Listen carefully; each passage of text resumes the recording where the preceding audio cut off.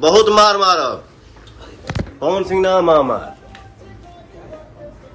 नहीं पवन सिंह ने खेसारी को मारा थप्पड़ तो खेसारी लाल ने भी कर दिया बड़ा कांड। तो चलिए जानते हैं इस खबर की सच्चाई क्या है।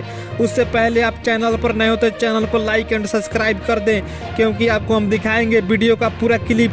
दरअसल जब से खेसारी लाल यादव ने पवन सिंह को नामर्द बोला है, तभी से पवन सिंह का गुस्सा 7वें आसमान पर है और खेसारी लाल यादव और पवन सिंह के फैन में तानातानी जोरों पर है। दर्शक एक दूसरे पर कटाक्ष कर रहे हैं और आपस में लड़ाई कर रहे हैं, क्योंकि दोनों का फैन फॉलोइंग काफी अधिक है। पवन सिंह के फैंस से आशा लगा रहे हैं कि पवन सिंह जवाब जरूर देंगे। दरअसल पवन सिंह का स्टेज शो नेपाल में होने वाला है, इसलिए पवन सिंह के फैंस बेसब्री से इंतजार कर रहे हैं कि पवन सिंह स्टेज शो में खेसारी को मुंहतोड़ जवाब देंगे। और पवन सिंह ने लाइव आकर धमकी भी दी है। तो देखते हैं पूरा वीडियो। मैं नहीं बोलता हूँ। अच्छा दिन सनक गई नहीं तो फिर सोच लिया अपन हाल। ये है वो है दिस है दैट है। बहुत मार मारब।